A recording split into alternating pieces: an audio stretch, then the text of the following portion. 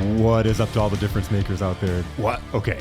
Back. Happy New Year. We're in the new year. We've had 3 episodes now, but we actually are back and we have a guest in the studio. So welcome back to the new year officially. So it's super awesome there. I spend a lot of time talking about you never know where you're going to meet people. You never know where connections come from. And this is a super cool kind of intro to our guest today, is because just a couple weeks ago, I had Danny Eller, who was our guest a few weeks ago, tell me about this guy, Joe, that he said is a super cool guy and is getting into the EOS world and was looking to really find some connections, and was like, hey, I know you are connected in the world and wanted to connect you to you.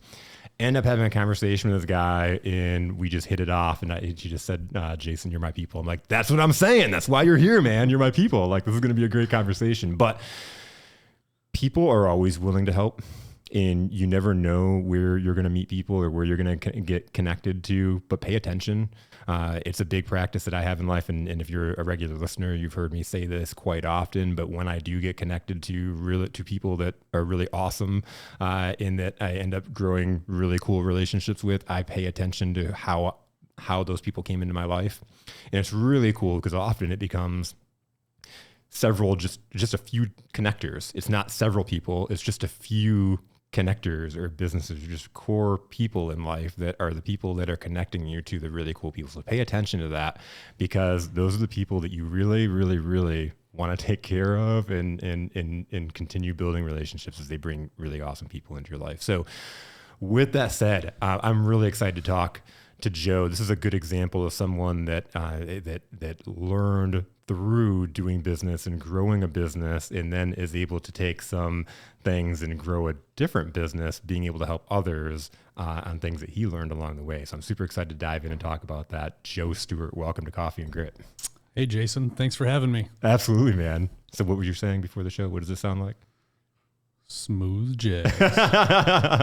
We had to say it. Can we just do it again? Smooth jazz. All right, I might be good now. It was at 18:09 a.m. Barry White. I could do this for the next hour. I'm not even kidding.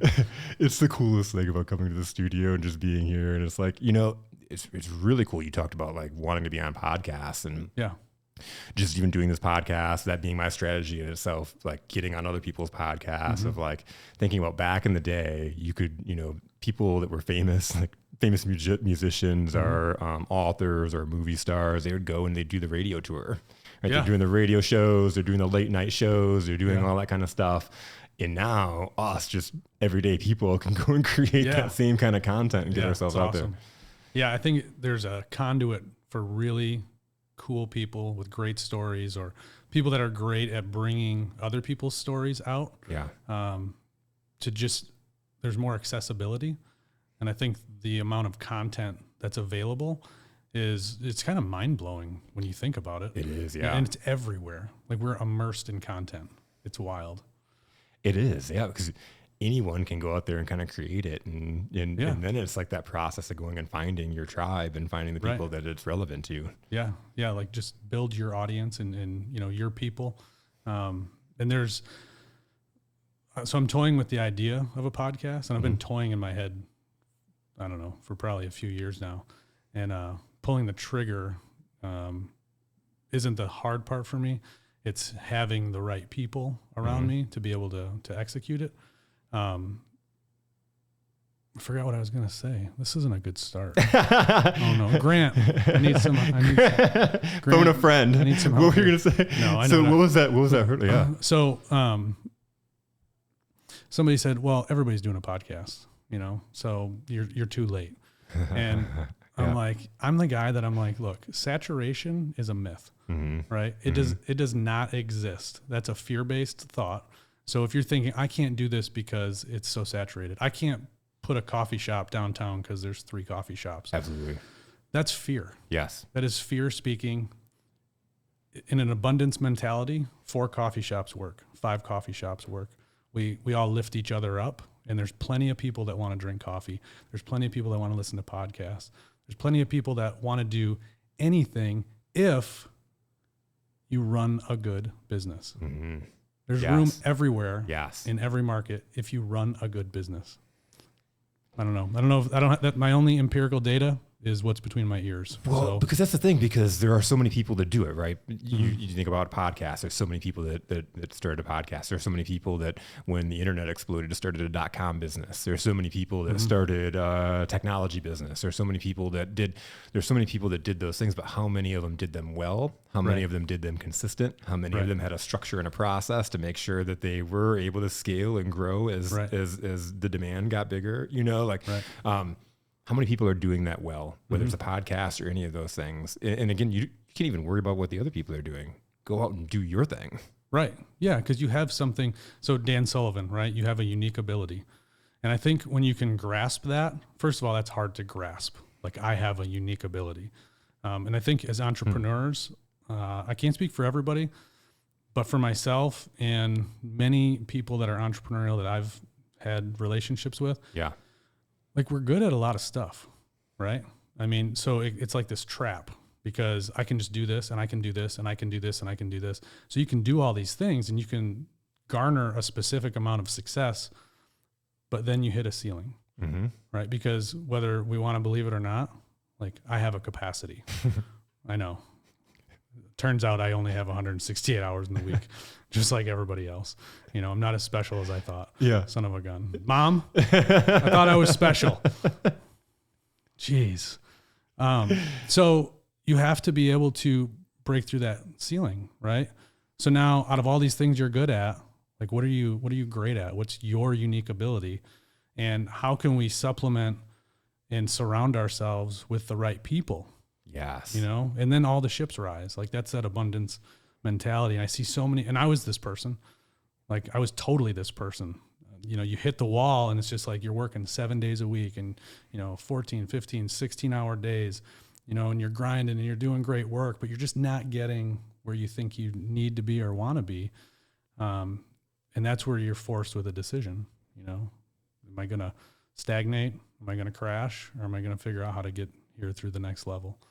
So tell me, and that's an awesome segue to go in, is like, tell me your story. How did you start or become an entrepreneur, or, kind of your background into that and growing the business in general?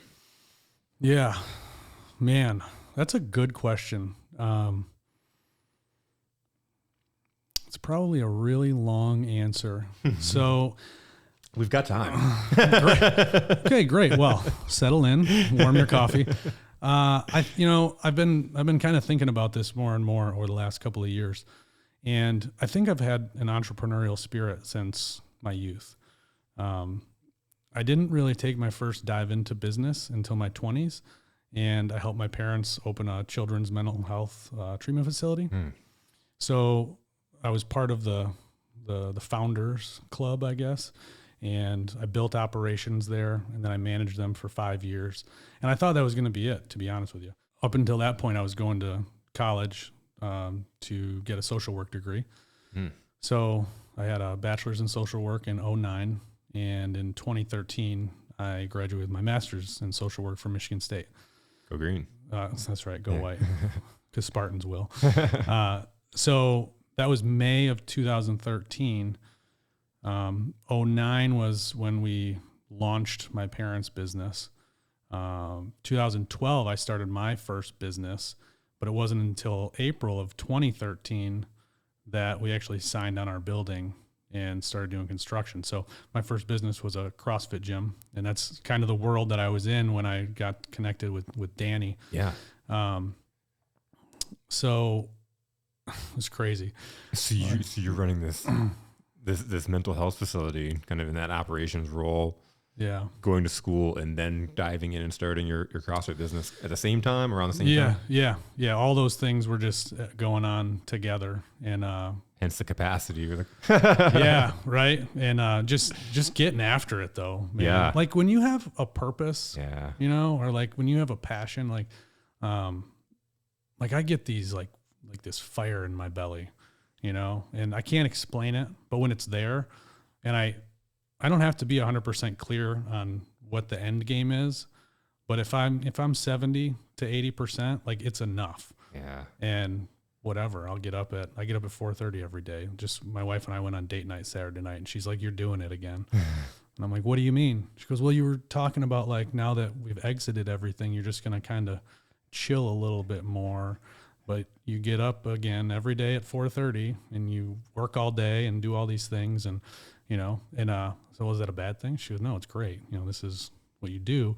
And it kind of comes back to my unique ability, right? Like I can do a lot of things. But I think part of my unique ability is that vision component.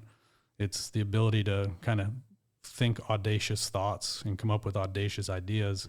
And then honestly, just kind of have the brass to go, yeah, let's do that. Let's try that out. Yeah. So I digressed a little bit there, but I thought it was kind of funny that I was graduating in May of 2013 with my master's degree. And in April of 2013, I had signed on this commercial space and was in the process of exiting my social work career to be a gym owner, and just live the life. So we opened our doors in May of 2013 as Mission One CrossFit Caro. And we kind of started down that path in fitness.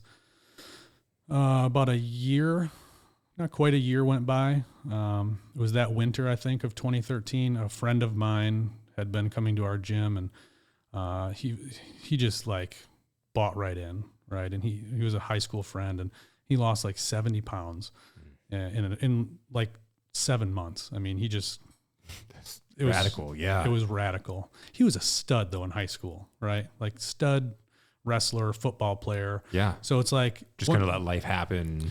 Yeah. And once he clicked back in, it was it. I mean, he was just like on automatic. So he says, "Hey, we should start a t-shirt company." And I'm like, "That's a bad idea." No, we shouldn't. I don't want to do that.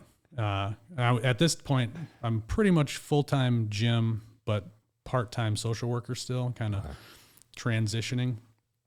So I don't want to own a t-shirt company. Yeah. So in February of 2014, we started a t-shirt company. Yeah, it was pretty sweet. I knew where that was going too. This is hilarious. Yeah, I remember the day it was because I was driving to work in the snow, and I just thought, like, I don't want to do this. Like, I just don't want to do this. Like, this isn't where I want to go today. So I made a couple phone calls to some people, and I got enough encouragement, with a vendor, another with a website marketing person, and I just thought, well, let's do this. So we did it. We partnered.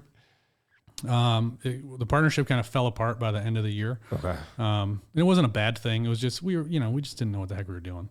Yeah. There was a lot of life components, and it was a very low cost education though, on partnerships. Yeah. So that was good. By the end of the year, we separated, and, it was very amicable. We're still friends, and, we love them, and I think they love us. So he wanted to start the t-shirt company though.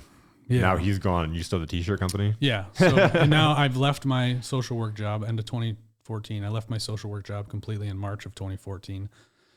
So I'm living on a gym owner's salary, which is not as sexy as it sounds. I mean, it's pretty good. Sweatpants every day. That was a Benny. That's a nice benefit. Yeah. My wife was really carrying the ship though. So at that point we have 2 kids. A third one on the way, and she was a social worker as well. So she's a director at a nursing home, and we're living off of her salary basically. So now the beginning of must have been 2015 comes around, and I said, I'm done with this t-shirt thing. And we weren't printing t-shirts. We were trying to do like an online e-commerce brand, and we were going to all these events with our gym. We're going to fitness events, and we're selling t-shirts. Okay. So now people are like, "Will you print my gym's t-shirts?" And I'm like, "Of course I will." So now I'm using our vendor, and at the time we just didn't have a good system or a good process. I don't think it was a bad vendor. Yeah. But you don't know what you don't know, and I think it just wasn't good. You're in the gym business. You're a social worker. Now you have this t-shirt business, and trying to figure out those components. Right. And I don't know anything about t-shirts, and I didn't want to. Yeah. I love squatting. Yeah. That's it. Like, let's just squat heavy, and squatting's life. And my wife says, so I'm like, I just want to burn it down. I'm done with it. Like I don't want to deal with it anymore. She said, well, I'll do it. I said, okay, great. Cause she didn't want to go back to work to her job. Yeah. After our son was born, she wanted to be home and be available. I thought that's awesome. The gym's making enough money now. Like this transition's working. I said, if we're going to do that, we need to print the t-shirts because that's the only way this is going to work. Because the t-shirt business is hard. Everybody thinks they can print a t-shirt, you know, they're in everybody's garages and, it's not a bad thing, but now that I know what I know, it kind of is a bad thing. So we've, at this point, we've got $7,500 cash to our name. I find a guy on Craigslist in Fort Wayne, Indiana, who's got a screen printing press for $7,500. And I emailed him or called him, I don't remember, but I basically said, look, I have $7,500. Would you take $7,000? Because I have to drive to Fort Wayne and pick this stuff up, and I have to like rent a U-Haul. And this is all the money I have. So he says, sure. So I borrowed a little U-Haul trailer from a gym member, and I think I borrowed a truck from a gym member too. And my wife and I drive to Fort Wayne to pick up this screen printing press. I've never seen a screen printing press in my life at this point. You have no idea really even what you're picking up? I don't have a clue. But the guy told me he'd tell me how to do it. Yeah. So, you know, super nice guy. It was like a side hustle for him. He was printing t-shirts for like first responders and fire departments, and it's a manual press. So, you know, you're actually pulling squeegees. Yep. And, okay. So whatever, we load it up and we take it home and put it in the garage, and we start figuring out how to put ink on t-shirts. And it was, I printed a t-shirt that weekend. And then I didn't print another t-shirt for like 3 years. I was like, Michelle, this is so awesome. I was like, look at, I was like, we made a t-shirt. And then she made all the t-shirts for like 3 years. But that was, honestly, it was great. Like she built a little business out of our garage. Yeah. And a solution to not having to go back to work, being with the kids. Yeah. So we've got, you know, freedom. Yeah. The gym's just chugging. You know, we moved into a brand new building in April of 2015 and went all out. You know, we expanded our equipment and put some turf in and some nice lighting and showers, and it was just a really, really nice space. And we're doing great. And fast forward to 2017. She calls me, literally, she on the phone. Like, our gym was about a quarter mile from our home. I could see it from the parking lot. She calls me. She's like, you need to help me do this, or we need to not do this. There's just too much to do. And she was killing it, you know? Yeah. So when I do things... And she was by herself, doing it by herself that whole time? Yeah. I didn't know anything about screen printing at that time. Yeah. Except for, like, we made a little bit of money doing it. Helped us pay our bills. She would be up at late at night, midnight, 2 a.m., 3 a.m. Yep. Printing t-shirts because she's doing the mom thing during the day, helping out at the gym, and then doing the t-shirts whenever she could. But that was the beauty of it. Yep. Right? The flexibility. You can print t-shirts whenever you want. And she did an awesome job. So now we have a life decision to make, and kind of start figuring it out. I know this now. I didn't know this then, but I can label myself now. I'm like a fact finder. Yeah. So I'm doing all the numbers, and I'm like, okay, look, we can actually make a living doing this, and we can have a little more discretionary time, or at least flexibility with our time if we do this. The gym was very good. I loved the gym. The community was fantastic, but I made money when I was there. And, you know, now I've got 3 kids. I got a daughter playing middle school volleyball, a daughter playing high school volleyball. Yeah. I like to go to those things. Yeah. So instead you're working people out and right. Yeah. Yeah. So we, so crazy. She posts a picture on Facebook of a local sports team shirt she did. In a small town, super small town in the thumb. My buddy messages me and he says, "Hey, do you print t-shirts?" I go, "Yeah. As a matter of fact, I do print t-shirts." He said, "Man, that'd be awesome." Cause he grew up in that little small town. Yeah. And, he's now down in Texas and he's working for a major like global company. And, I didn't know that during this conversation. He says, "Wow, I'd love to, I do a bunch of shirts for my department. I'd love to send my money back home." So, wow, that's awesome. So let's do that. And, so well, who do you work for? And, so he tells me, and, I don't know if I can say it in public, so I'm not going to. Yeah. But I don't know what it means.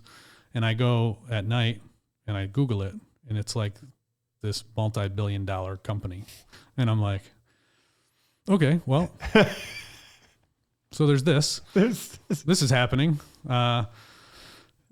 Just wild how things happen. So, I'm calling him and we're talking. He said, "If you do embroidery, I can send you a lot of work."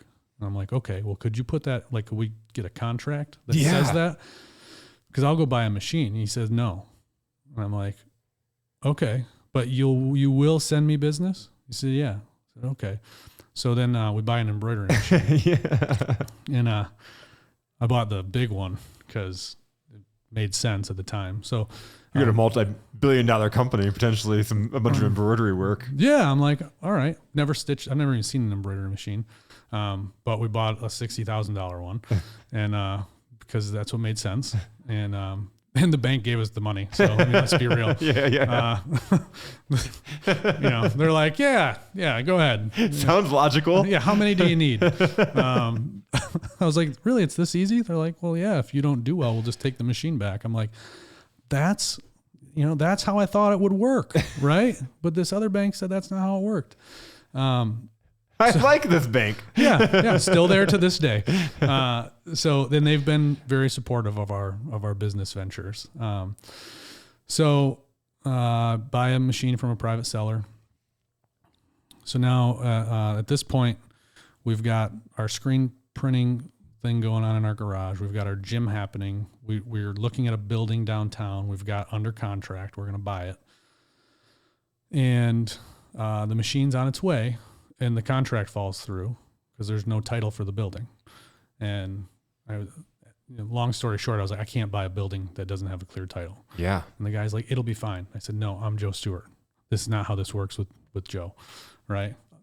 I'll buy the building, and like some kid will show up and be like, 'Hey, my grandpa died, and apparently I own this building,' and it'll happen the day after I close because that's just how my life works. So can't do it." So machine's coming, don't have anywhere to put it. At the same time, we'd take a crash vacation to Sleeping Bear Dunes with the kids before school starts, and we're coming back. And I had arranged to have this thing delivered at my buddy's place. He's got a motorsport shop. He said, "Yeah, have it dropped off there. We have fork trucks. My guys will get it off the truck." Sounds great. So this guy calls me, Dean. Love Dean. Never met him at this point in life. Dean goes, "Hey, are you the guy at the embroidery machine?" I go, Yeah, that's me. Is it there? Do you have it? I'm on my way home. I'll be home in 3 or 4 hours. He said, "Yeah, well, do you want me to take it off the truck? Because it's broken." And I'm like, "Describe what that means." And he said, "Well, I've never seen one, but I can tell you pretty certainly it's broken." I'm like, "Okay, now what do you mean, like, don't take it off the truck? I've never received a freight shipment in my life at this point." He goes, "Well, we can send it. If we don't accept the shipment, it'll go back to the manufacturer." I said, "Well, I bought it from like a guy in Texas, not the manufacturer." He said, "Yeah, you're probably screwed then." I'm like, "All right, well, take it off the truck." So he takes it off the truck. We go right there. I'd never really seen it other than in a brochure. Yeah. So it was definitely broken. There's just... I've got videos of this thing, and it's just in pieces. So at this point now, we've got this guy just sends this thing on a truck that's in pieces. Yeah, I don't think it was his fault. Okay. I think it was the trucking company's fault. Oh. Yeah. And they didn't think it was their fault though. So. And good luck with that with trucking companies. Yeah. There's no leverage there. None. My friend's an attorney, and she said, "Look, we can sue them and we can win, but it's probably best for you to just fix your machine and start working because you're going to lose a lot of your life, and you can probably just make that money back. So we have about 10 grand in our name at this point. And, sure enough, it was about 10 grand to fix the machine. So had this guy come from Chicago, Charles, the Irish guy. Oh my gosh. I love Charles. Can hardly understand what he's talking about. He loves Guinness. He's got a filthy mouth, which makes me feel right at home. I grew up in like locker rooms and playing in a band. So it's just like, that's amazing. Wonderful, wonderful dude though. He gets us fixed up. He comes out from Chicago, diagnoses it. I order some parts. He comes back the next weekend. He gets it all put together. So we're good to go. It's non-fatal. You have no idea what he did because you couldn't understand what he said. But right. Nothing. Not you drink a lot of Guinness and it works. Yeah. I bought him Guinness. We fixed this machine and we got it going. He gave me this like crash course on how to use it. And so I called my buddy with the warehouse. I said, hey, I don't have any money. I can't obviously move this 3,000 pound machine. It's 14 feet long. And he said, you know what, just whatever, just work out of my warehouse and do what you got to do. So now, screen printings at our house in the garage where we like just everything's falling apart. Yeah. We're doing volume that can't be sustained in there. You and your wife. We can't make screens because it's too humid. The drains in the garage have been having stuff probably put down them for 3 years, like just particles of ink, and they're flooding. And the gym's over here, still doing that. And then now I'm trying to learn how to sew stuff on the other end of town. I was going to say on the other end of town, probably. It's yeah. And Caro was a small town, but still, had 3 lights to get from one side to the other. It was 10, 15 minutes. Yeah. Just a crazy time in life. By the end of that year, so we're still in 2017, we had just said, you know what, we're going deep on this. We bought all new screen printing equipment. And by the first of the year, we had all that stuff delivered. My buddy with the warehouse had carved out about 700 square feet. And we set her up in there with the new screen print equipment. I've got the embroidery stuff. We're all in one spot. We're going into 2018 feeling better. Mm-hmm. So you have an actual operation. Yeah. Under one roof. Yeah. It's like starting to look like a little bit of a business. And that was around the same time where I was introduced to traction. So that was my first touch with EOS, right?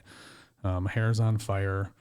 I'm just waking up and getting it done every single day. Like kind of know where we're going, but really we're just getting up and riding a fire extinguisher and trying to make it to bed, trying to make it to the volleyball game, line judging. It was awesome. It's just trying to do all the things. Wearing all the hats, essentially. Every hat. Yeah. But it was a good time of life. Looking back, it was wild, but it was a really impactful time of life, I think, for me personally. But I think, my wife would say the same thing. She's really kind of, through that, turned into just a entrepreneur. But I think for us, like we had to experience those things to be able to be the people that we ended up being now, so it was awful, but we did it and we did it together. And it was, probably like on our relationship level too, was just like, I don't know, she's my person, you know? And like we had a lot of good times and a lot of bad times and a lot of tears and a lot of arguing and a lot of how the hell are we going to do this? But when you just get up every day and you face that and you get through it, like it creates something that you can't break, right? It's like that iron sharpens iron, or, the forging by fire, like there's truth to that. Well, and it's great because you said she's your person anyways. It made me think of, this is so funny. It's like random, but like when you said that about going through kind of that traumatic experience, reminded me of the movie Speed back in the day. Oh yeah, there's a bomb on the bus. There's a bomb on the bus. But at the end, like it's like they're questioning their relationship because it's like, the stats show when you go through a traumatic experience that it like bonds you, but then you kind of like crumble apart from that. Yeah. But when you're already, this is my person, this is your wife, this is your soulmate, and then you're going through this experience, it's like tearing you apart and pulling you this way. That's like when a diamond forges, right? Yeah. That's like when the pressure and like test your communication, test everything. Yeah. And you're forced to either elevate or die. Yep. That's it. What are you just going to, did that. you're just going to pack it in, Yeah. cause that's what you can do. And I think, it's accepted these days, and it's okay to quit, and it's okay to, be mediocre. And I'm not looking down on mediocrity or quitting. I've exited things and I closed my gym. Yeah. I quit my gym. But there's a time and a place for those things, right? There's a formula for quitting. It's not, and it's because it's hard is not the formula, right? Yeah. That's not how that works. So, 2018 comes, we're kind of getting our life together. We start doing some of this traction stuff with EOS and, putting like a business together, right? Like we started developing seats, and our first accountability chart had 18 seats on it, and there was 3 of us. So we just put our names in the 18 seats. And still trying to keep the gym going. 2018 was wild. We sold our house. The real estate market was compared to now, it was booming then. Yeah.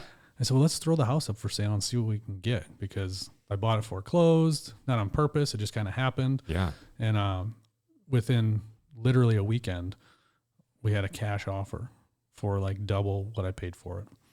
So that was nice. Yeah. We're going to build a house. We own some land. We move in with her parents, which was awesome. I loved it. She was like, we're not going to do this. And I'm like, are you sure? Because like your mom makes casserole every night, and I get to watch Perry Mason with your dad. Mason. Like it's pretty good. So we should do this. And she's like, we're not. She's like, this is comfortability. We cannot be comfortable watching Perry Mason at 8 p.m. at night. Yeah, this is not going to fly. So me being me, I'm like, well, we can't buy a house. Like we just sold at the top. So we're going to buy at the top. Like that's just not smart. That's not what we do. So again, and all these moments for me are like God moments, right? Someone says, hey, you got to look at this house. It's not gone on the market yet. But it's going to go tomorrow, but I can get you in there today. Friend of ours. Okay. So what's the situation? It's bad. It's a bad situation for them, right? A couple that's, parting ways, and, they're going to get rid of the house. So, sad for them, but they were like, we'll give it to you for this much. It's like, oh, okay. Well, that sounds great. We'll do it. And I thought I'd die there. That'd be awesome. So we buy the house, we get situated. This is October 1st of 2018. That's my anniversary. So we closed and moved in on the house on our anniversary. Oh, that's awesome. Yeah, it was super cool. So now we're close to the gym. We're close to the shop. Things are starting to come together. And, you know what happened in August of 2018? 2:46, boy. How many hours do you have? I'm gonna speed this up. There's so many little stories within this story that I could tell. We bought new equipment again in August of 2018 because someone said, hey, my friend does all the merchandise for this national nonprofit. And it's like a veteran-owned and veteran-based nonprofit. And I loved that company. And so now this is what we were just talking about. Yeah. Like in my head, I'm thinking, man, it would be so awesome to print their T-shirts. And now a few months later, randomly, my buddy goes, hey, my friend does all the T-shirts for this company. Could you do this? And I was like, yeah, of course I could. And I'm like, in my head, I'm like, I probably can't do that.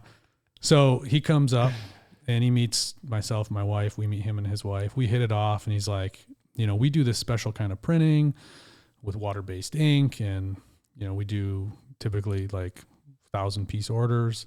And at the time, just for perspective, like 500 shirts a month, we were like, woohoo. So I go, okay, can you give me 30 days? Because he said, if you can do it, I want to do business with you. I said, well, you give me 30 days. He said, yep. At the same time, there's a shop down in Rochester, a friend of mine. He said, I'm not going to do production anymore. I'm just going to do design.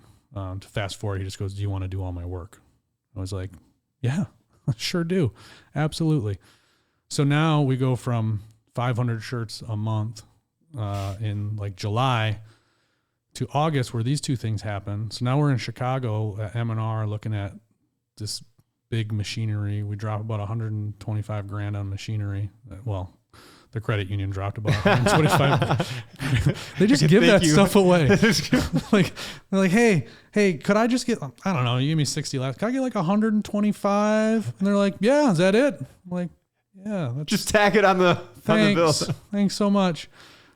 So we're just taking over this warehouse. I'm calling my buddy. I'm like, I need like 500 more square feet. He's like, I don't have 500 more square feet. And I'm like, you do. It's right there. If we move this stuff. So we've got like tape lines out on the floor.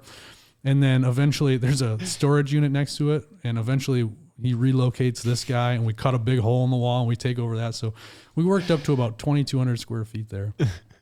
And we get all this equipment installed. And we're like, we got big air compressors and we have electricians coming into the warehouse and running big power. And we get all this stuff installed and we're like, yes, we're going to print so many t-shirts. And as soon as I turned the machine on, I went in at like 5 a.m. after everything was done. The company comes in, they set it up, they train you. And I set like 3 shirts on fire.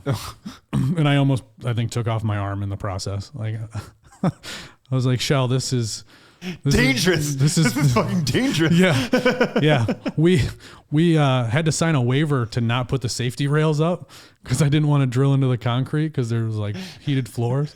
And I'm like, I see why they have the safety rails. Yeah. This thing almost split me in half. Just insanity. It was, that September was crazy. We got middle school volleyball, high school volleyball. We're living 30 minutes away in a basement because we sold the house, right? We hadn't bought the new one yet. Yeah. I totally forgot about this part. It was like trapped in a trauma box or something. This is the best part of the story. Yeah. So now it's like, I remember being there at like 2 a.m. Like we'd print in the morning. I'd go train people at the gym. We'd leave, like I'd go to like Bad Axe or something and watch middle school volleyball. And then come back and start printing t-shirts. And there's so much, like just such a learning curve. I'm trying to first run a business and second, like figure out how to perfect this craft that I just jumped into. But we jumped really hard and fast. This is what I have to need to understand is there's the doing and then there's the business.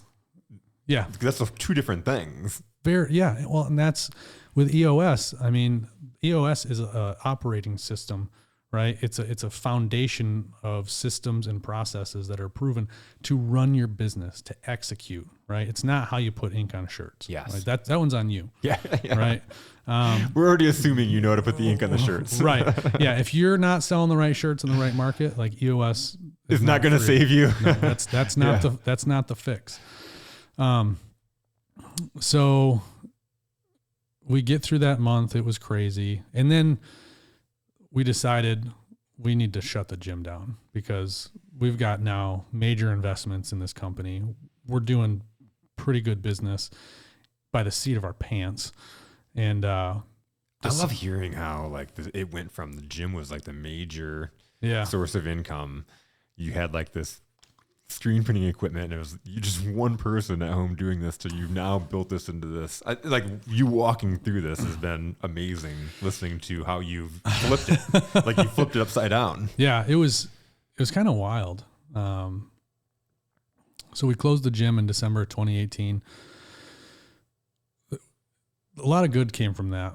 The only thing I regret in that is it was such a bright spot in the community. I mean, we were involved with local businesses and with the schools, and there's just a lot of good juju. So kind of removing that, when I think back, that kind of hurts. Yeah. But from a business perspective, it was like the wisest thing to do. I had no debt. I had $100,000 worth of equipment, and I was able to sell it all within like 6 weeks. Wow.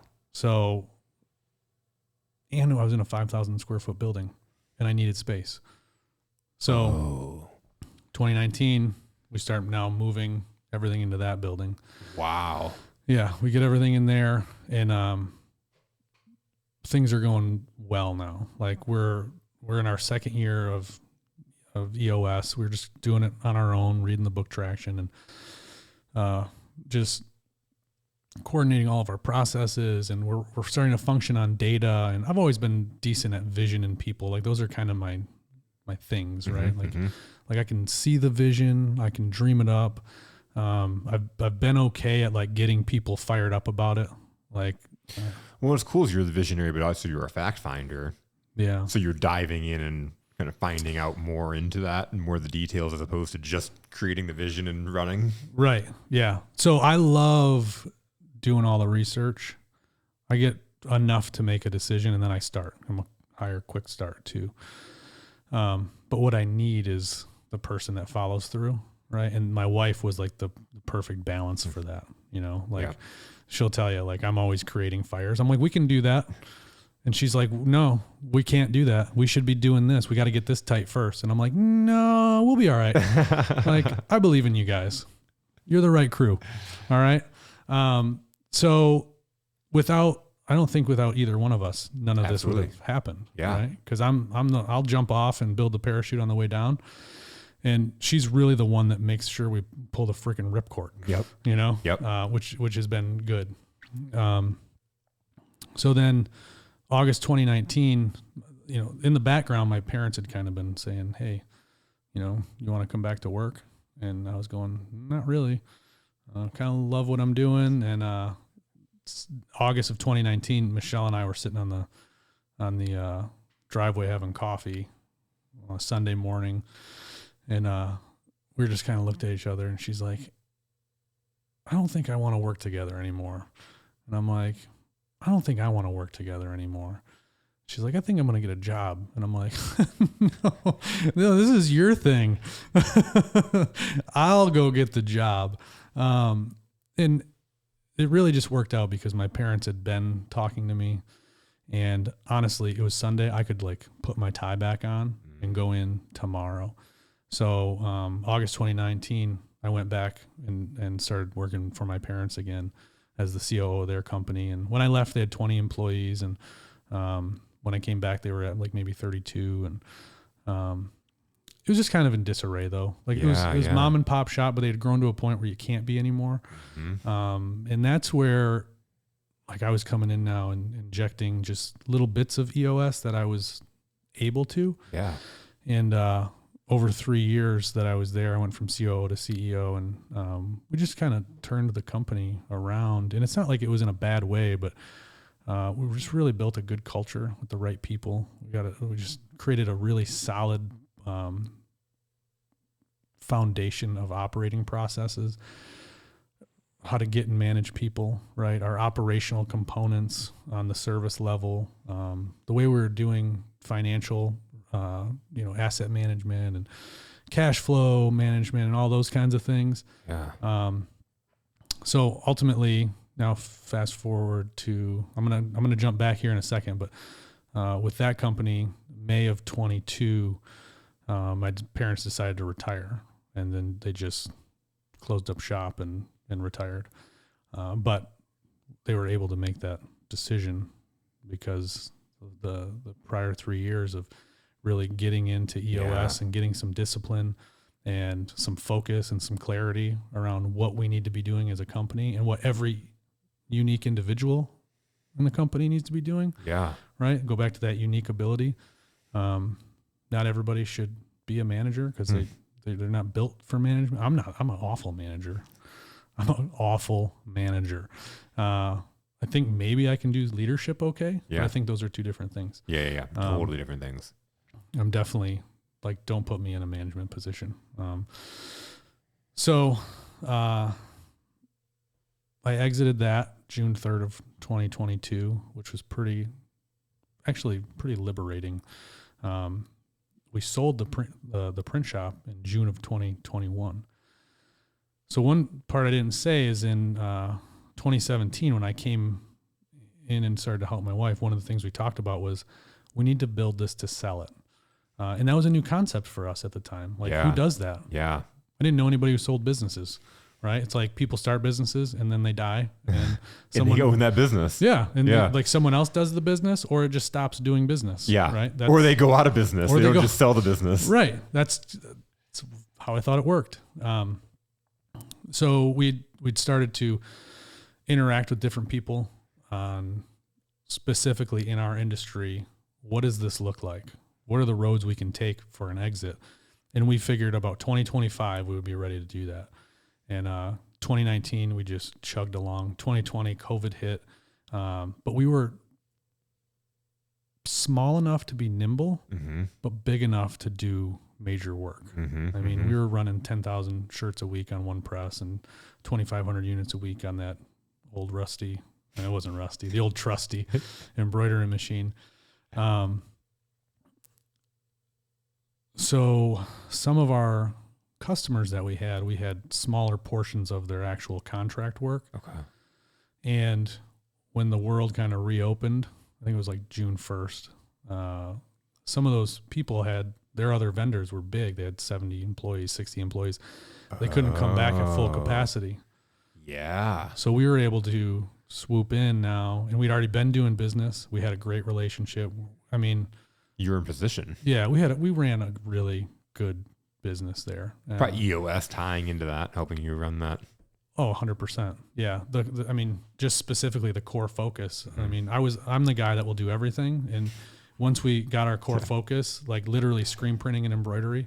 So I can't put Keep buying machines and yeah. I can't put your name on your kid's jersey, which was hard because we're in a small town. Yeah. And a lot of people that's just part of the small town thing. Yep. I can do that for you. Yeah. I can stitch that name on a hat.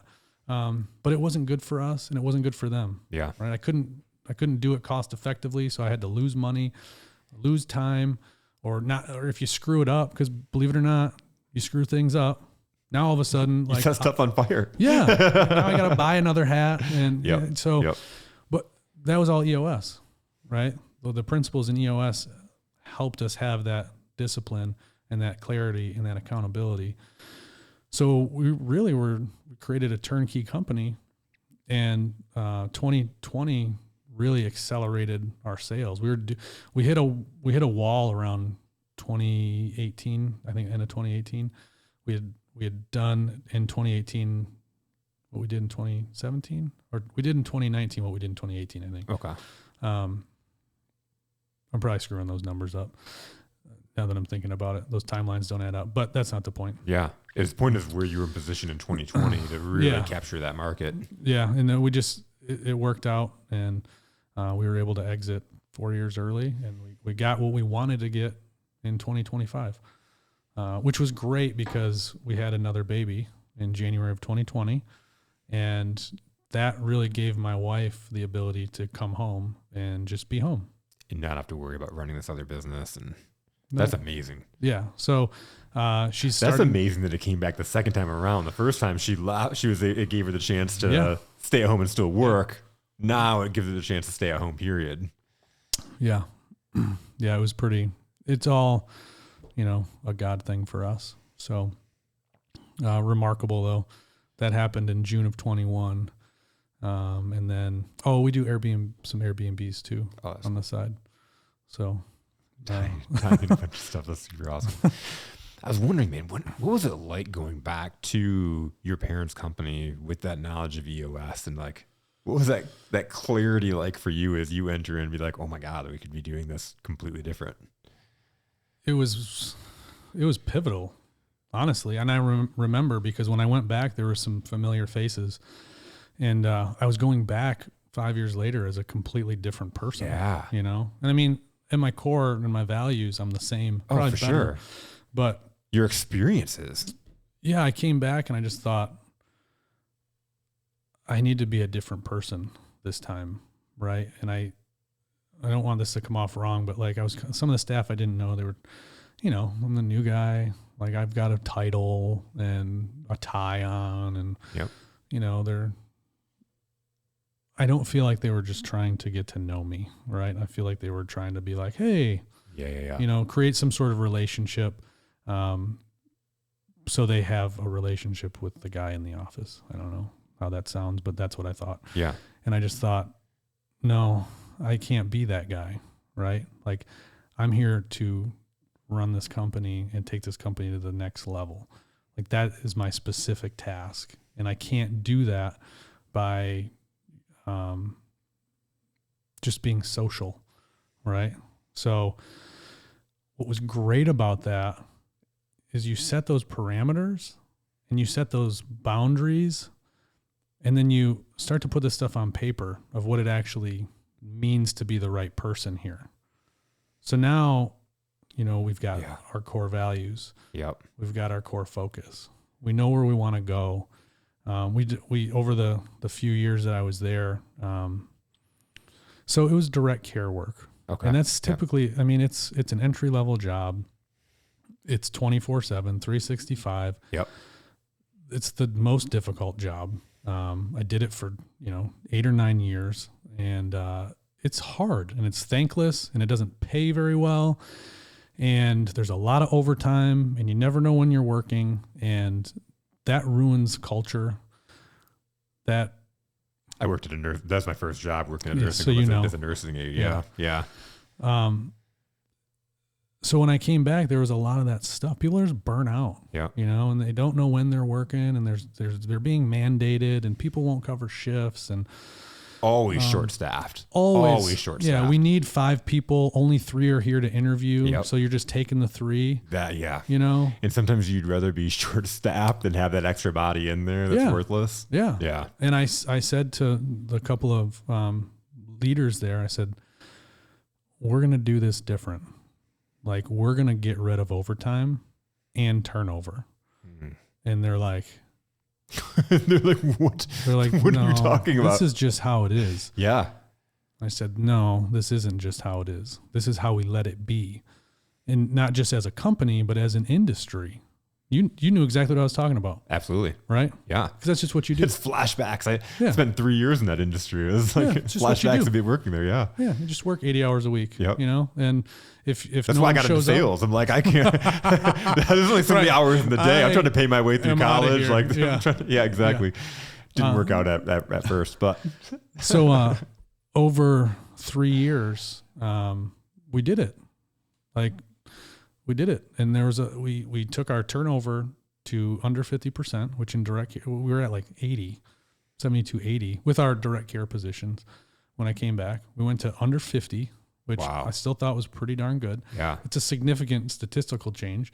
The amount of money we saved on overtime was insane. I hired another human being with a professional wage, and we still increased our profit. Wow. And all we did was created a solid process surrounded around our core values and attracting the right people and repelling the wrong people. And we did that with EOS tools, right? The VTO. Yep. We did it with an accountability chart. And then we just had the discipline to stick to those things, right? So that was the hardest part of May 22, telling people that, we weren't going to be operating anymore. Yeah. I was sitting in a staff meeting on a Wednesday, and we always opened our meetings the same with a check-in. Yeah. And good news. Yeah. Yeah. Yeah. And this was the first time that I wasn't running the meeting or my program director wasn't running the meeting.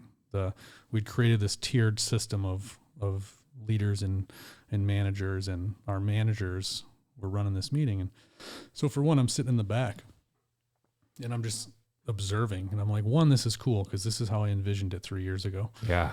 And we had uniforms, so we've got an identity. We didn't have that when I came back. I think that's important. But at this point too, everybody that was there went through the same hiring process, and there was different steps. We went through an orientation, and if you made it through orientation, there was a really good chance you're the right person, right? Because we just flooded with core values talk. I'm the CEO at this time. 9 a.m. on your very first day, you're getting me for 2 hours. That's amazing. And I'm just doing a core value speech. Yeah. And a core focus speech. Yeah. And if you either want to do this and because you love it for the kids, or you don't. And if you don't, that's great. We want to figure that out as soon as possible. Because if you don't, there's a lot of risk involved for everybody. So we're in this meeting and we're doing the check-in, and they're going around the room, and everybody said, I love my job and I love the kids, but that's always been a default for people. Like, people said things like, this is the best team I've ever been a part of. Like I've never worked with people that were so willing to help each other out. And I was just like, this is it. Yeah. Like we made it. And I didn't know at that point that 2 days later I would be telling them, you know, they're not going to have jobs. I had an idea, you know, but I wasn't sure. Yeah. So, but I think that idea that I had gave me the clarity in that moment to be able to really grasp the brevity of what had happened in those 3 years. And it was a lot of really hard work that everybody else did, right? Like I didn't do the work. Yep. You know what I mean? But that's the person that I had to be 3 years before that. Well, you didn't do the work, but you brought in this structure and this concept. But you can't just put okay, here's this concept and structure, and then everybody picks it up and runs with it. Like it takes the work from your end to put that in there. But what you said was really, really cool. How many direct care facilities are you coming in, training and onboarding, and sitting with the CEO for a couple hours talking about core values, and like how impactful is that? Yeah, it was. Actually, there was one specific person at the end of the orientation week on Friday. He resigned, and my HR gal says, "Oh, this guy resigned," and I was like, "Why?" She said, "This just isn't for him." And I was like, yes. I high-fived her. Yes. And she's like, "What is wrong with you?" Yes. You know, which wasn't new. Somebody always thinks something's wrong with me, and they're probably right. But I'm like, "This is amazing." And she's like, "We needed him." I said, "We definitely didn't." No, I said, "This is how it's set up to attract the right people, the people that we want to be surrounded with, right? Yes. The people that fit our culture like a glove, and repel the wrong people." Yes. And that's what just happened. The system did that. You know how many things can go wrong after that Friday, you know, or just how much of a financial burden a person that decides 2 months later they're not the right fit. Because then the cancer spread. Yeah. Because that person's unhappy and it's impacting everybody. Yeah. And we're saying that we're going to provide the best care for these kids in the foster care system. Yeah. Those two things cannot exist together. If you don't want to do that, there's no way you can possibly do that. Yeah. So that was pretty awesome. But just to tie that up, like when I went back in 2019, I knew that I couldn't do that. I had to find a way to get other people to raise up, right? And create, basically you have to create extensions of yourself. So I need to create an extension of myself. Now, if I want you to raise up, you need to be able to create an extension of yourself. But at the same time, like if you're going to elevate into some sort of new role, you may have to develop new skills, right? Same here. I mean, but I love that stuff. Like, it's like, I don't know. I dig that. I can see you getting lit up. Yeah. Yeah. That's fun to me.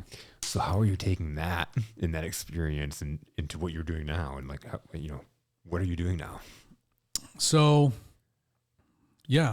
June of 22, my life stopped. And what I mean by that is the prior 15 years had been what I just said. Yep. Go, school, start a business, start another business, stop this one. You always have several plates that you're spinning. Yeah. So I brought up the Airbnb thing because we sold one in May of 22, and it was a unicorn. Like it was in the Smoky Mountains. Mm-hmm. The market down there has been wild. We just put a price tag on it in April and we're going to see what happens. And we got it under contract in 18 hours. Sold it for a lot. We took that money and paid our home off. So we're like debt-free kind of people. Yeah. Right? We've been doing the Dave Ramsey thing. I know I said I borrowed like $200,000 out of my business. I compartmentalize those, right?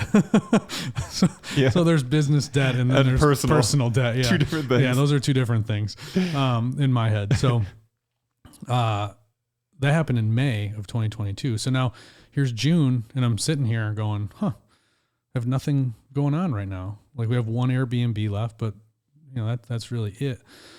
So I had hired an EOS implementer while I was at the last company. And after our first day together, our focus day, I was like, this is awesome. And my implementer pulls me aside and he says, hey, like, I don't know what you're going to do after this, but I can already tell you're the kind of guy that there is an after this. You should really think about doing this because, like, you know EOS, you clearly love it. You've used it. You've implemented it in a couple different scenarios now at this point. Yeah. On a grand scale with your parents' company. Yeah. So, and he was instrumental for us to really take that next push because I thought I knew a lot, and then he came in, and I was like, oh, okay, I'm not nearly as cool as I thought I was. But that was great because I love that. I love it when I feel like I don't know enough. Yep. Right. Because that kind of ignites that fire, and then if it was easy, what would be the joy in it, right? No. So I took the summer off, and I took a practice shot at retirement. And my wife would tell you I was unemployed, but we just agree to disagree on that. It's all about perspective, babe. It's all about perspective, okay? You got to try things before you buy them. I just want to know if retirement's for me. Turns out it's not. So by August, she's going, you're antsy. Do something. And I'm like, okay, what? She goes, clean the garage. I go, I've already cleaned the garage. So, so I'm looking into real estate, and I thought, maybe I'll just start investing in real estate and do property management. And then I looked at a couple of people's companies that, because I talk shop with people all the time. Like I've been doing this for years. I love it. Yeah. So as we talked, a couple of people said, would you partner with me? And I'm like, I don't know. I don't know about that, but let me think about it. And got really close on one. And I was offered a position with a company that would have been very good. And everything was good about it, but I couldn't go back to that life. Right. It's not for me right now, at least. Yeah. So, I told my wife, I said, I'm thinking maybe I'll look into this EOS implementer thing. And she's like, well, I don't know why you didn't look into that 3 months ago. And so I got a hold of my implementer. I went and visited him. I said, I'm thinking about doing this. Here are my fears. And he said, if those are your fears, like, just do it. He's like, trust me, like, you have something to offer, and you have this like overwhelming desire to help people. And those two things, it kind of goes back to the saturation thing. Yep. It's like, if you have those things, like, you'll just be successful. Yes. So, I think you'll never be saturated. Never. No. And all of our success in our companies, it's because we've always focused on who's in front of us and what's the right thing. Yep.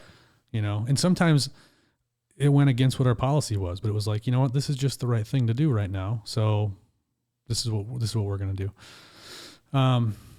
So it's EOS Worldwide is a franchise now. And so I went through the franchising process, and I was approved. I bought a franchise, and now I'm an EOS implementer. So what that means is I use the EOS system, which is a complete and proven system, and I just help business owners get what they want from their businesses. And we do that by mainly getting three things we call vision, traction, and healthy.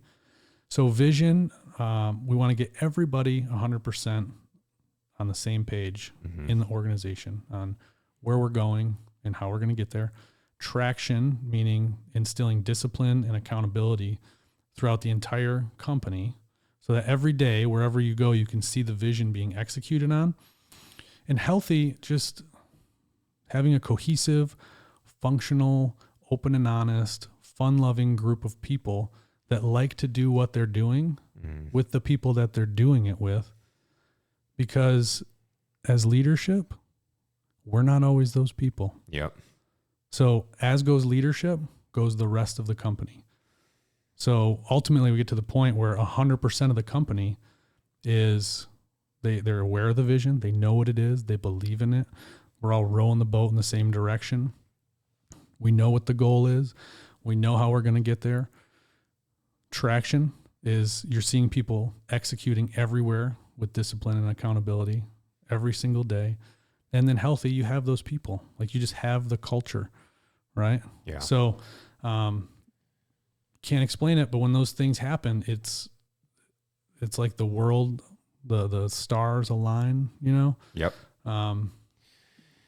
So you kind of went through this where you self-implemented with your printing business, right? You and your wife kind of self-implemented, and then you brought an implementer in with your parents' business. Yeah. Well, what's that difference? What's that difference of bringing in somebody like an implementer as opposed to doing it yourself? Oh, if you're an entrepreneur, you think you can do everything, right? Yeah. And you can. Yeah. Kind of. So you can. Right. Yeah. So I think we did a fine job with our screen printing company.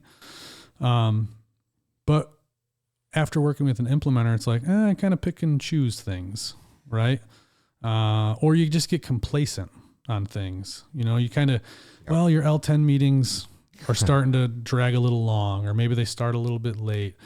So it's just. Or do we really need to meet this week? We just kind of talked last week, right? Like right. we could probably skip this week. Yeah, we just talked about this stuff, right? We weren't setting rocks. Like, I feel like I shouldn't have said that on camera. You know what I mean? Like, it's like one of the most fundamental pieces, right? The 90-day world and the rocks so we know what the highest priority objectives are for our next 90 days, right? So having an implementer, for me, at that point, I'm the CEO. So I have a couple people, but like nobody's holding me accountable. Yeah.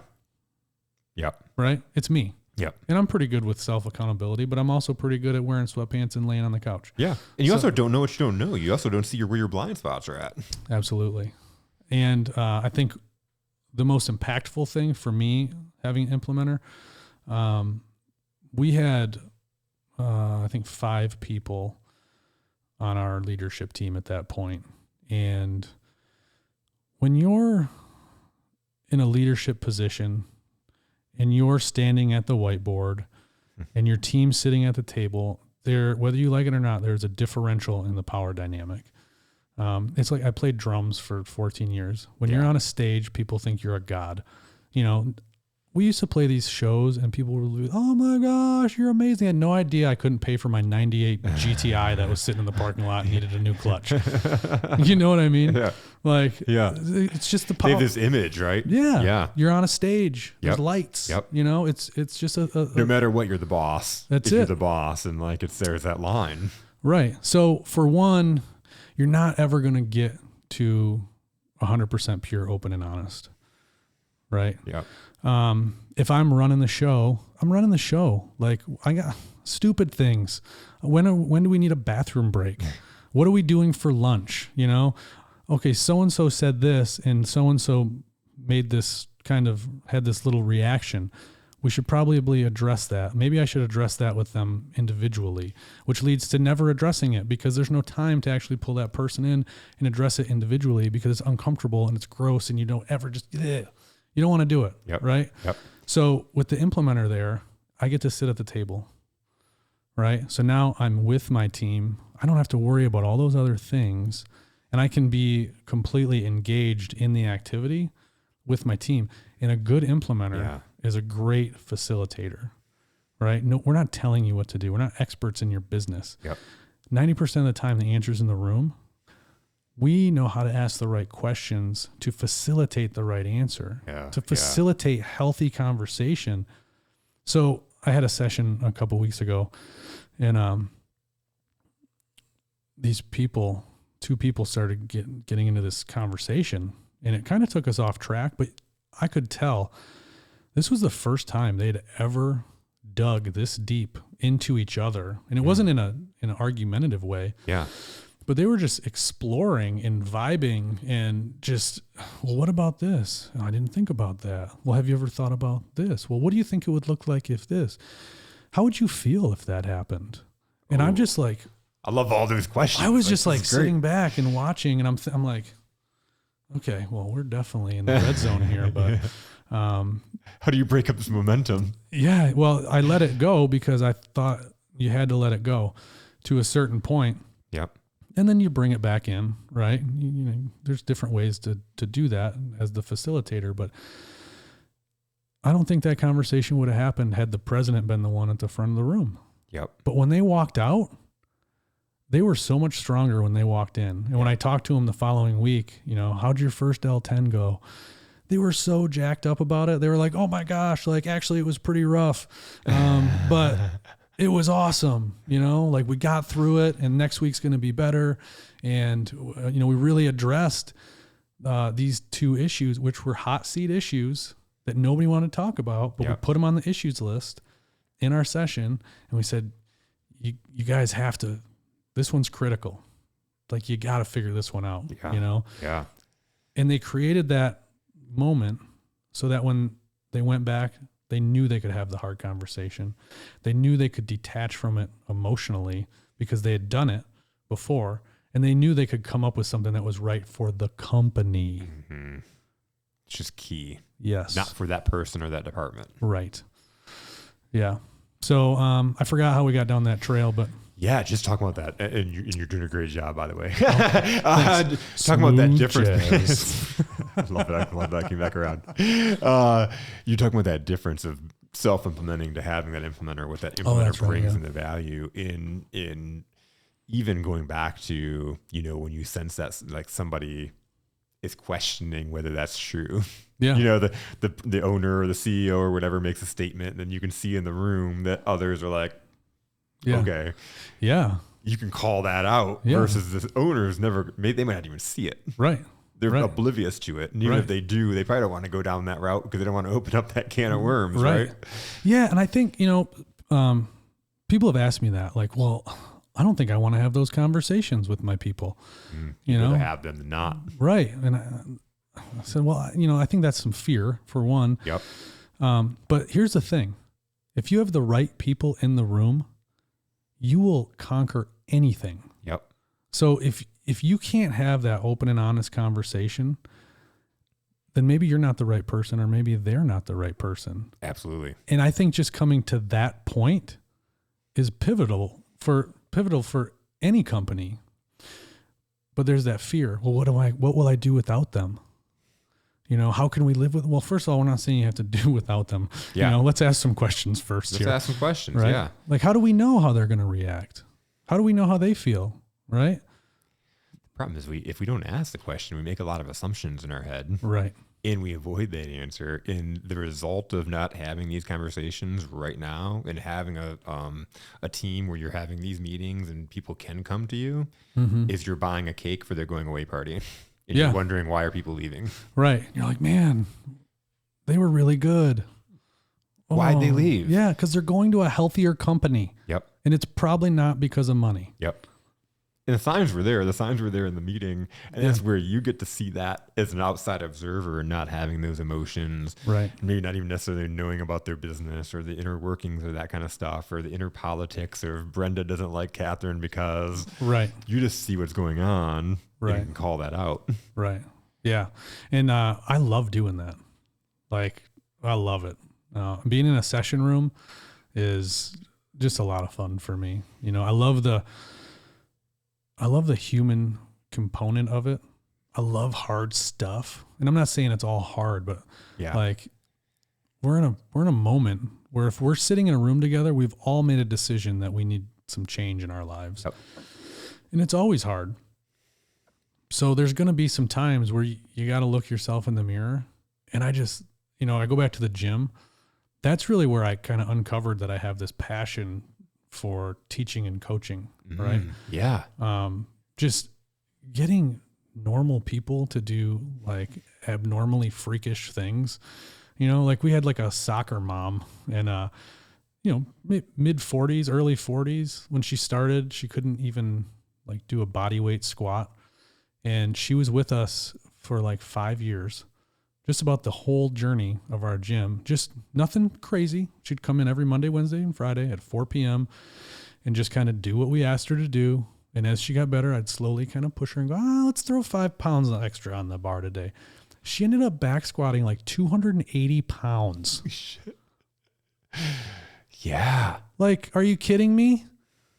And it was just discipline and accountability and consistency. Yep. Not trying to show off. No ego. Just coming in after work. But I'd say, too, it's also having you being there saying, hey, let's add another 5 pounds. Right.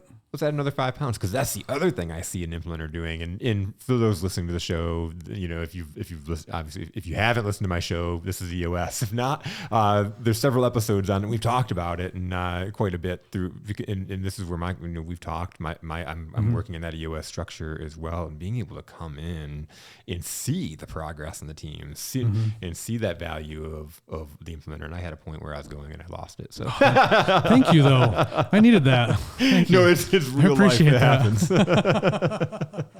Well, it's all just smooth jazz. Dude, I love you, man. I want to go eat some faces with you. Oh yeah. Dude, I love that you love that story too. That's great. That's amazing. Yeah, I say a lot of stuff like that. I grew up playing hockey in a locker room. Yeah, playing in a band, in a gym. Like, you know, I'm a forever meathead, but I can also function in a boardroom pretty darn well. So, you know, saying those things is just fun. Yeah. Oh yeah. But there's something. And I've always thought this, like, Alan played this song for me right before we came in. It was like something about going to Valhalla, but it was basically like this Viking warship song. And I was just like, yes, like, I just love that stuff. Like, just the primal kind of like, get through everything, get the fluff out of the way. Let's get just down to business. What's it all about? And it's like, you know, we're going to eat faces or we're not. Yeah. Right. I'm going to get out of bed at 4:30 a.m. And get it done, or I'm not. Yep. Like, there's nothing else to it. And no one's going to be there to question why you didn't get up at 4:30 except for yourself. Yeah. Nobody cares. Nobody cares. Nobody's looking down on you. No. You know, when we closed our gym, that was so work ethic, right? I kind of have this thing where I'm like, I will outwork anyone, right? And I don't like walk around saying it, but it's just kind of like in my being. When we closed our gym, I was standing there. It was empty, and I'm kind of putting price tags on things, and it kind of hit me like, I've worked so much in the last 5 years to come to this point, and nobody is here patting my back. Nobody invited me on their podcast to talk about how many hours I worked and all the things I sacrificed. You know what I mean? Because it doesn't matter.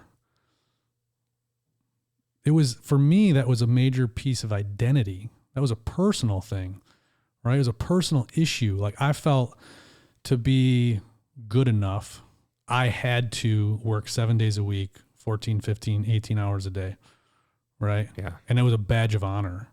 And I'm, you know, if people do, that's fine. If that's what you want, rock out. Yeah. That's what EOS is all about. What do you want from your business, you know? And there may be a season in your life where that's great. Yeah. Might but be. Then life and priorities change. Absolutely. And that's when I thought, like, there's a better way, right? Like, I can be a different person, right? So how do I want to identify myself? And going back to this summer and what brought me into EOS, or to make this decision, one, you know, it's God for me. Like, God leads me where I go. Because if he didn't, there's no way any of these things would have happened in the last 15 years. Yeah. I had zero plans of doing any of that stuff. You were like, I do not want to start a t-shirt company. Yeah, we're not doing that. That's a bad idea. Hey, you want to do that now? Yeah. Oh. So, thinking about, like, just really taking an inventory about where do I want to be in 10 years? And it's not where, it's who. Like, who do I want to be, right? Like I want to be someone who glorifies God. I want to be someone who is a disciple to others. Like, and I don't mean that just in a biblical way. You don't have to be, you don't have to share those values for me to walk the path with you, right? If I'm working with you, I'm working with you. Yeah. You know, if we don't mesh, you're not going to hire me, and I'm not going to want to be hired. Right. So we'll work together, but I'm walking the path. You know, in 10 years, I want to look back and have just a community of people that have all achieved success in whatever way they think that it means to them. And then just discipline and give harder, right? I've been given so much in my life. I'm 40. I'm not there, but I'm fortunate to be blessed with having a handful of really influential people that have helped me and guided me. And we give, but I want to give more, and I just want that to be part of the center. And then discipline is to do the three things, right? Because you don't always want to. Yep. But if you can do it when you don't want to, that's the key. It's the key. Danny said that in his episode. Actually, it was so funny. You guys said Did he basically really? the same exact thing. Yeah, Oh, yeah. I stole that from him. I actually studied his video right before we came in. No, I was like, that's so cool. That's he said his grandma would tell him that, like she'd make him play the piano. He didn't want to play the piano, and his grandma was like, discipline is doing the things that you don't want to do when you don't want to do them. Yeah, I love that. Yeah. I have a friend that has the same story about the organ. He's like, my parents would set an egg timer for 30 minutes, and if I threw a fit, they'd just stop the egg timer until I stopped throwing a fit. And then when I started the organ, they'd start it again. And but it was the same thing. He was like, I'm so thankful that they did that. Yes. Yeah. Yeah. There are things you don't want to do sometimes. And then you're so thankful that you got that push. Like, starting a t-shirt company maybe. Yeah. Those experiences, everything we talked about is like all your experiences have accumulated to who you are today. Yeah. Yeah. And I'm pretty happy with that guy, It's going to get better though. Yeah. So. Oh yeah, man. Well, thanks coming all the way out here to Brighton, Michigan. Love it. Within a week and doing this has been phenomenal. Yeah, I appreciate you inviting me. Crazy. You're talking about connection, just wild how, bing, bing, bang. Like here I am sitting here out of the blue. So I appreciate it. My pleasure. Looking forward to getting to know you a little bit more and watching where you go. This is awesome. Hey man, thanks a lot. Yeah.